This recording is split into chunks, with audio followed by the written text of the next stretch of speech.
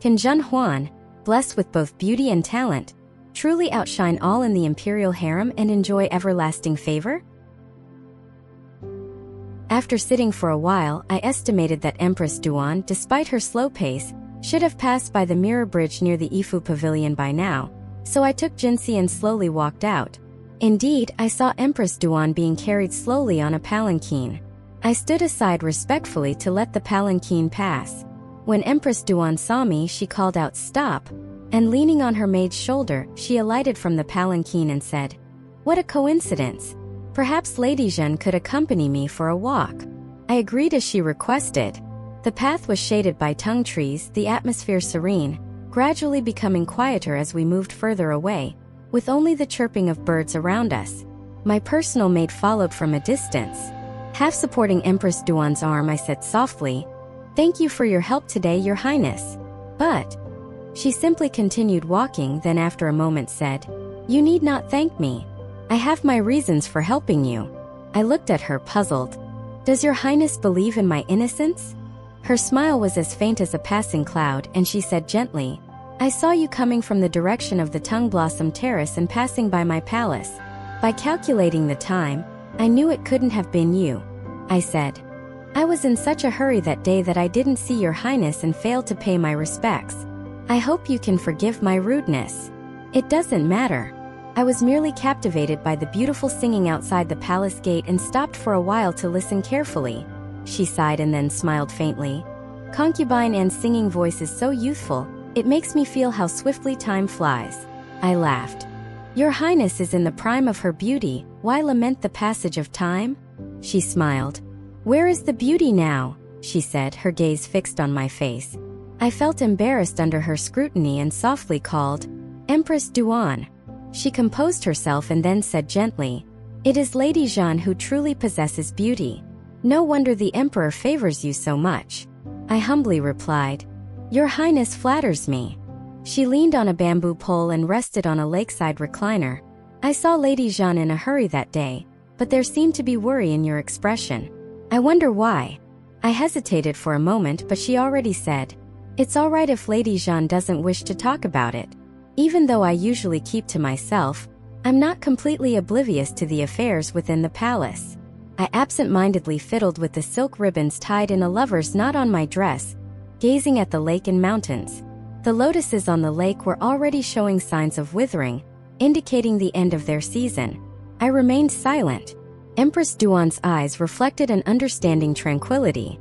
Her long black hair was pinned up high, and the step shake at her temple was a cold emerald green, surrounded by a faint halo. "There's no need for Lady Zhen to feel so sorrowful. I'm a recluse by nature and shouldn't be the one to say this, but you should understand that the affections of men have always been fleeting, like the sun passing through the sky, shifting from east to west. And even more so for an emperor. If Lady Zhen is saddened, it only causes yourself distress." Unable to help feeling a bit defiant, I asked, "Is there no emperor who is truly faithful to one person?" Empress Duan spoke a lot, panting slightly, but still maintained a smile.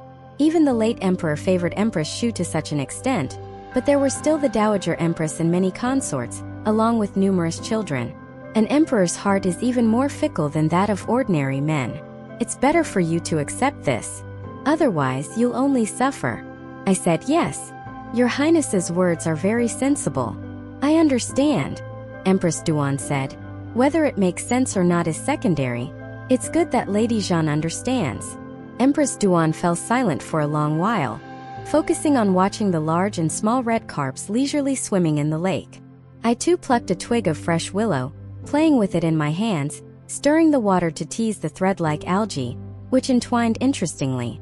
Empress Duan observed a small carp following closely behind a larger one, her tone inadvertently filled with pity.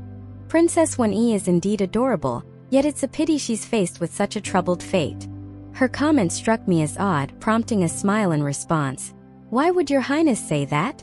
Though the princess is frail, she is still of noble birth and under the protection of the gods and Buddhas." Empress Duan appeared somewhat melancholic, suddenly revealing a look of disdain. "The gods and Buddhas are only interested in enjoying their offerings, hardly bothering to alleviate the sufferings of mortals. Moreover, if it's the trouble caused by malevolent spirits, I doubt even the gods and Buddhas could protect you.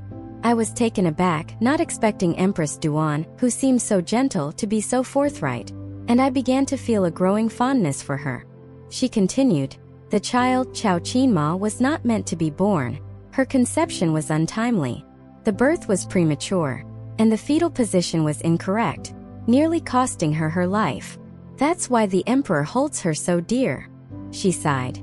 "The children in this palace might seem privileged, but in reality they face far more hardships than those outside." Knowing Empress Duan had been childless for many years and was particularly sensitive about the issue of offspring, I comforted her.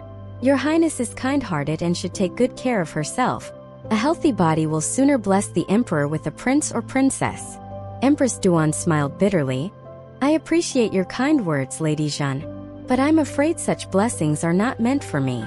Her words sounded so despondent that I was taken aback, saying, "Your Highness is in her prime. Why utter such inauspicious words?" She looked up at the sky, her voice wistful. "If it were possible, I would willingly trade 10 years of my life." Then turning to me, her expression became forlorn, her face as pale and thin as paper in the bright sunlight. "I fear even sacrificing half my lifespan would not fulfill my wishes." Perhaps she had a hidden illness that made pregnancy inadvisable, and I couldn't help but feel sorry for her. She did not continue on this topic and instead said to me, "This matter was targeted at Lady Zhen. You must take good care of yourself. I can protect you for now, but I cannot do so in every instance." I replied, "Yes. Thank you for your thorough consideration, Your Highness. I will make time to visit you." She shook her head, perhaps due to feeling unwell, her voice growing fainter. "There's no need. In my sickly state, it's inconvenient to see visitors. Besides," she glanced at me, adding softly, "it's better for us not to meet. It will be more beneficial for you." Although I did not fully understand, I sensed that Empress Duan had a profound way of dealing with matters, often unexpectedly so. I nodded in agreement. "Understood." During our conversation, Empress Duan's breathing became more labored. A palace maid quickly approached, took out a porcelain bottle, and fed her 2 black pills, apologizing to me with a smile. "Forgive us, Lady Zhen. It's nearly time for Her Highness to take her medicine." I curtsied. "Then I shall not disturb you any further. I wish Your Highness well." With a struggling smile, she nodded, leaned on the maid's arm to get back on the palanquin, and left. Follow us to avoid getting lost and enjoy endless exciting stories. For more content, please go to the Story Wall homepage to view more exciting novels.